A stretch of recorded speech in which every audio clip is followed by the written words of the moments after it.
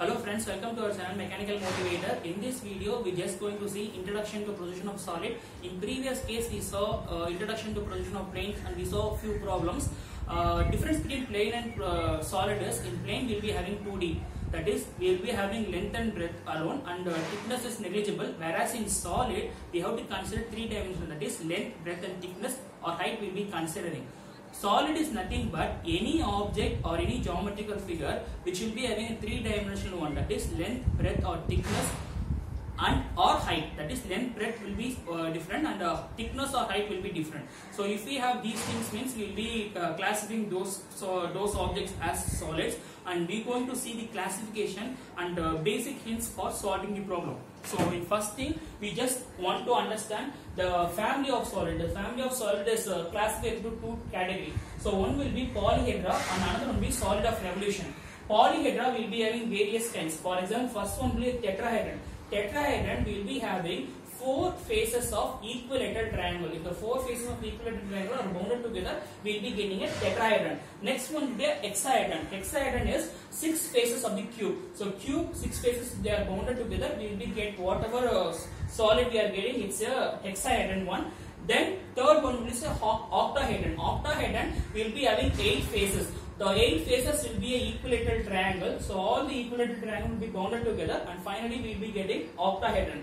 Fourth one will be dodecahedron. In dodecahedron, we will be having a regular pentagon, and we will be having a regular pentagon bounded 12 faces. So 12 faces of pentagon will be bounded together. The object or solid which we are getting is a dodecahedron. And fifth one will be icosahedron. So its pronouncing is very difficult. So these things and all, it's very rare to hear. So icosahedron is a 20 faces. So all the 20 faces will be a equilateral triangle. So we won't deal with all these things, because in our syllabus we will be dealing with only prism and pyramid. So no need to worry about it. Just get to know what they mean alone. So 6th and 7th. So we are going to just deal with these things around prism and pyramid. Prism means you can, for example, you can take like this.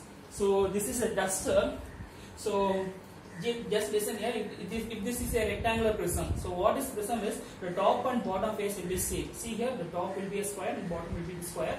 The top and bottom face will be same, and the remaining faces will be bounded by rectangular faces. So this is a rectangular faces, and this is called an edge. This is called an edge, and this is called a corner. This is called as a base. The top and base will be same. So whatever solid we are getting, for example, it can be a rectangular prism, square prism, pentagonal prism, hexagonal prism. Likewise, we are having different categories. We will be seeing one by one in our upcoming videos. And next will be a pyramid. Pyramid means the first thing which will be coming to our mind is a Egypt pyramid. So everyone will be got used to hear about it. So pyramid will be like this. See here, it's a rectangular pyramid. The pyramid, the top corner will be an apex. It will be a sharp pointed one, and remaining will be a triangular faces.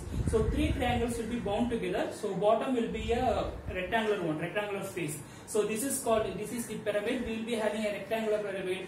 So bottom is, if a rectangle means we will be having a rectangular pyramid.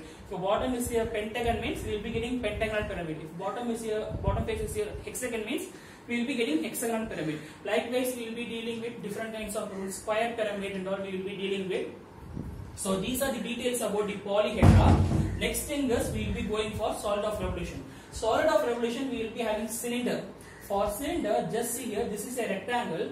So right angle rectangle. So when this edge around, if we fix and if we try to revolve. So if we try to revolve means we will be getting a cylinder. So what is solid of revolution?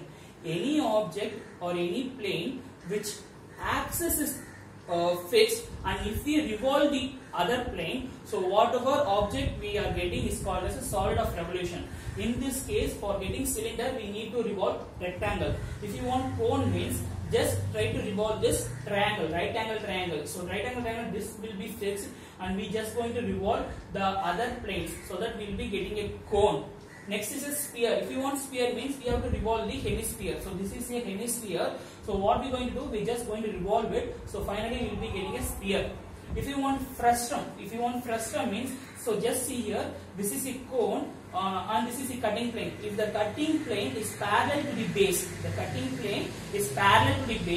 then if we cut the cone parallelly and if we remove the top portion, if we remove this top portion, whatever remaining portion is called as a frustum.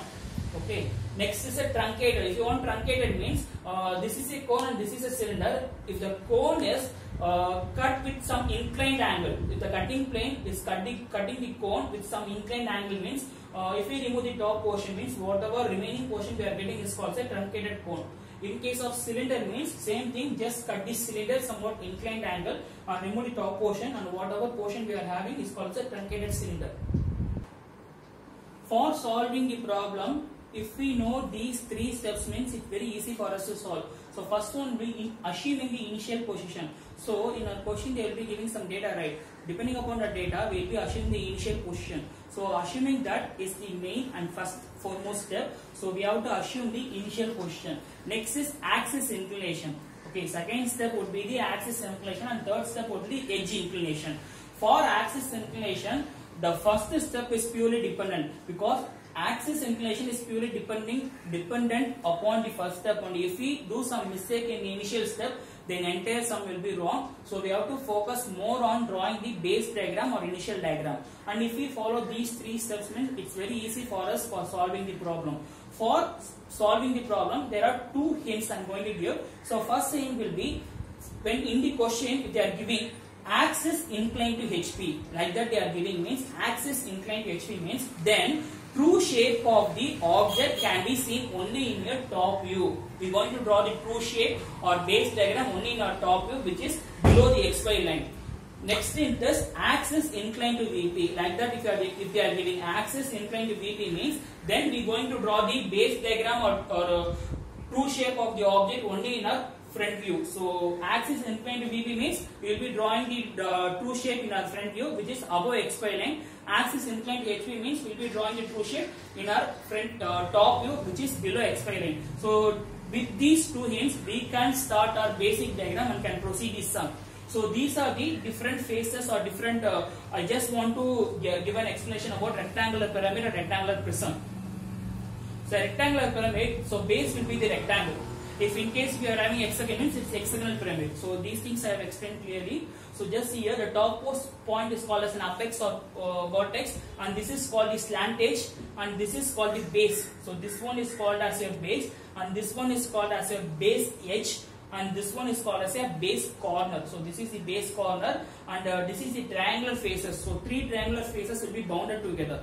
So if we bounded together means, and bottom if you have a rectangle means we will be getting a rectangular pyramid. So this one is called the rectangular face, and here we are having the rectangular prism. For rectangular prism, the top and bottom face, here the top face and bottom face will be same. So it's a rectangle, and side one is called, this is called the longer edge. So this one is called the longer edge, and this one is called as the bottom face, and this one is called as the bottom edge, and this is the bottom corner.